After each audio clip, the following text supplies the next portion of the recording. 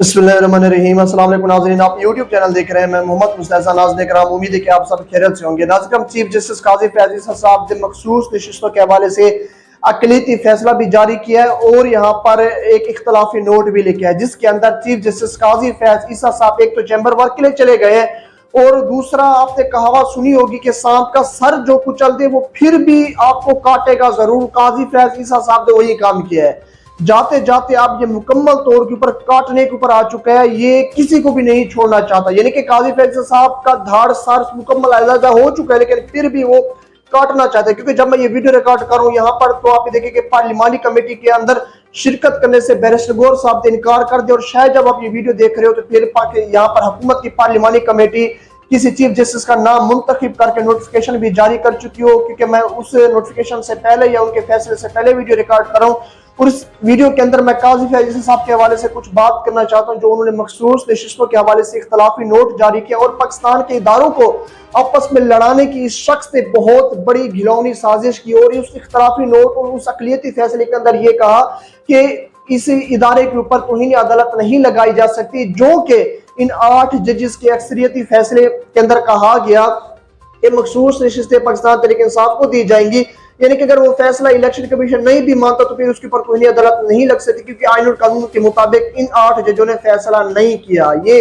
Chief justice काजी फैज़ साहब के इख्तलाफी note का थोड़ा सा लुबे लुबाब, इसके ऊपर आगे भी चलकर बात करते हैं। लेकिन मैं आपको एक चीज कहूँ, मैं थोड़ा सा इस आवाम को कुछ समझाना चाहता हूँ। हर वक्त ये जजेस कहते हैं कि जी आइन के मुताबिक फैसला करना है, आइन के मुताबिक हमने अदालतों के अंदर चलना है और आइन के मुताबिक हमने फैसला करना है। सबसे पहले मैं इनको बता दूं कि आपका आइन बाद में बना था, अदालतें पहले बनी थी।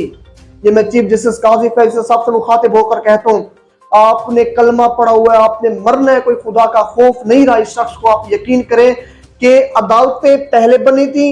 आइन बाद में बना था। अदालतें बनाई गई थी किसी शख्स को इंसाफ देने के लिए, और आइन बनाया गया था इंसानी हकूक के लिए बनाया गया था। जब आपका आइन ही इंसानों के लिए जुल्म बन जाए और जालिम बन जाए तो फिर ऐसे आइन को रद्दी की टोकरी के अंदर डाल देना चाहिए। मैं आपको हक आपका याद दिलाता हूँ कि आप लोगों ने फैसले किस तरह से करने होते हैं। काजी साहब बार बार अदालत के अंदर चीख कर ये कहते हैं मैंने आइन के मुताबिक फैसले करने हैं, मैंने आइन के मुताबिक फैसले करने। काजी साहब आपने आइन के मुताबिक तो फैसले करने, लेकिन आइन के मुताबिक इंसाफ के साथ फैसला करना है कि जो आपकी अदालत के कटहरे के अंदर खड़ा हुआ शख्स है या कोई जमात है उसे इंसाफ मिल रहा है या नहीं। आप जो कह रहे कि मैंने आइन के मुताबिक फैसले करने, ऐसे आइन को रद्दी की टोकरी के अंदर फेंक कर रख दें।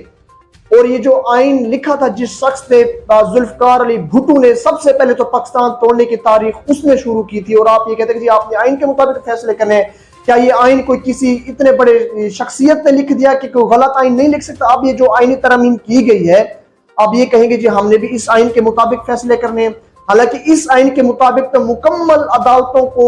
बिलकम्प्रोमाइज कर दिया गया है और हमेशा से अदालतें इंसाफ के लिए बनाई गई हैं। अगर आपके कटहरे के अंदर, आपकी अदालत के अंदर खड़ा होने वाले शख्स को इस आइन के मुताबिक इंसाफ नहीं मिल रहा, इस आइन के मुताबिक जिसकी किताब आपके सामने, उसके मुताबिक अगर सामने वाले शख्स के साथ जुल्म हो रहा है तो आपने आवाज उठानी है कि इस आइन की ये शिक गलत है, इसके शिक की वजह से सामने मेरे खड़े होने वाले शख्स के साथ जुल्म हो रहा है, ज्यादती हो रही है। अदालत का ये हक बनता है। जज का काम होता है आइन के मुताबिक फैसला करना, लेकिन उससे पहले जज का ये काम होता है कि वो इंसाफ दे अदालत के अंदर खड़ा होकर।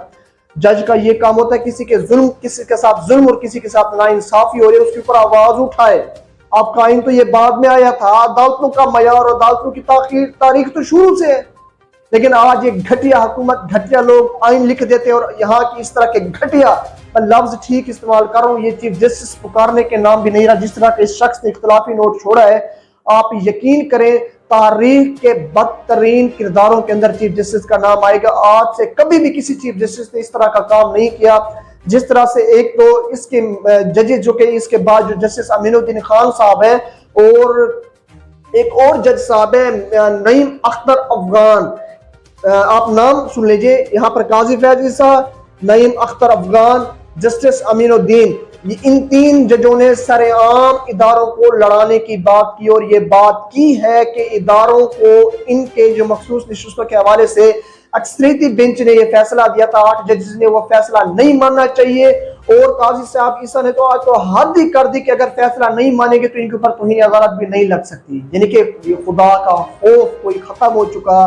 آپ یہ کہتے کہ جی آئین کے اندر تو یہ نہیں لکھا ہوا کہ مخصوص نشستیں پی ٹی آئی کو ملیں گی، آپ یہ نہیں دیکھ رہے کہ اس پی ٹی آئی کے ساتھ انصاف ہوا یا ظلم ہوا۔ آپ نے بلے کا نشان چھینا اس ہی کیس کی سماعت کے دوران، آپ یہ ماننے کے اوپر آئے کہ الیکشن کمیشن آف پاکستان نے آپ کے فیصلے کی غلط تشریح کی، اور آج آپ یہ بھی بتا رہے کہ جی اس الیکشن کمیشن کے خلاف آپ توہین عدالت یہاں کے آرٹیکل 6 کی کارروائی بھی نہیں کر سکتے۔ اتنے بڑے دوغلے پن کا معیار، اتنا بڑا کوئی گھٹیا چیف جسٹس میں نے تاریخ میں نہیں دیکھا۔ اب جب بدترین چیف جسٹس کی لسٹ جاری ہوگی اس کے اندر قاضی فیاض صاحب کو ایک بہت بڑا کارنامہ اور بہت بڑا مقام یہاں پر ملے گا کہ قاضی فیاض صاحب کا نام بلندی کے اوپر لکھا ہوا ہوگا اور پہلے نمبر کے اوپر لکھا ہوا ہوگا کہ قاضی فیاض صاحب نے اس حد تک گھٹیے فیصلے، گھٹیے اختلافی نوٹ، گھٹیے ڈیسیژن اپنی اس عدالتی کریئر کے اندر نہیں لیے جتنا چیف جسٹس بننے کے بعد لیے۔ اور اس اختلافی نوٹ کے اندر باظاہر یہ کہا گیا کہ ان 8 ججز نے جو فیصلہ دیا جو آئین اور قانون کے مطابق نہیں تھا، یعنی کہ قاضی صاحب جو آپ کی رائے کے مطابق چلے وہ آئین اور قانون کے مطابق ہے، جو آپ کے آئین کے مطابق نہ چلے وہ یعنی کہ وہ غدار ہے، وہ آئین اور قانون کے مطابق فیصلے نہیں کر رہا۔ ایک طرف آپ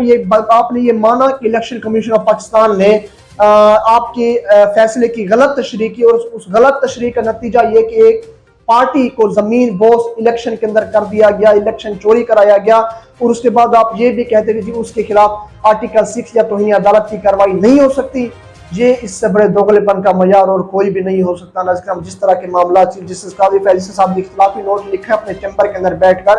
یا اس سے پہلے اس سے یہ ثابت ہوتا ہے، یہ جس طرح سے کل حامد خان صاحب دیکھا جی یہ کہ 22 جج ہے، تو میں یہ حامد خان صاحب سے کہتا ہوں کہ اگر آپ کا پھر اب تو یہ موقع نہیں ملے گا کیونکہ چیمبر واک کے اوپر قاضی صاحب چلے گئے ہیں، ان کو منہ کے اوپر کہنا چاہیے کہ تم گھٹیا چیف جسٹس ہو۔ اس کے بعد کیا ہوتا ہے یہ آپ کو عدالت سے باہر نکال دیتا، لیکن ایسے چیف جسٹس کو بھری عدالت کے اندر کھڑے ہو کر کہنا چاہیے، کیونکہ حضرت علی کا قول ہے کہ برے شخص کو اکیلے میں بھی کہا جائے کہ تم برے، اور بھری محفل کے اندر بھی کہا جائے کہ تم غلط ہو، یعنی کہ غلط شخص کے بارے میں کہا گیا کہ وہ غلط بھری محفل میں بھی غلط ہوتا ہے اور اکیلے بھی غلط ہوتا ہے۔ قاضی صاحب نے جس طرح سے گھٹیا ترین فیصلے کر کے یہ ثابت کیا ہے کہ وہ کوئی گھٹیا انسان ہے، اور آئین کے مطابق یہ ہر وقت یہ شخص کہتے ہیں جی میں نے فیصلے کرنے ہیں فیصلے کرنے ہیں، تو کس آئین کے اندر لکھا ہوا ہے کہ ایک اگر کوئی ججز آپ کے مطابق فیصلہ نہ دے تو پھر آپ یہ کہہ دیں کہ جی انہوں نے ان کے فیصلوں کو نہ مانا جائے، اور نہ ماننے کی صورت میں ان کے فیصلوں کے خلاف توہین عدالت کی کارروائی بھی نہیں ہو سکتی؟ مجھے یہ ثابت کر کے تو دکھائیں۔ جتنا ہم نے بھی کورٹ رپورٹنگ کی ہے یا کچھ حد تک ہم بھی سمجھتے ہیں عدالتی کیسز کو، ڈیسیژن کو،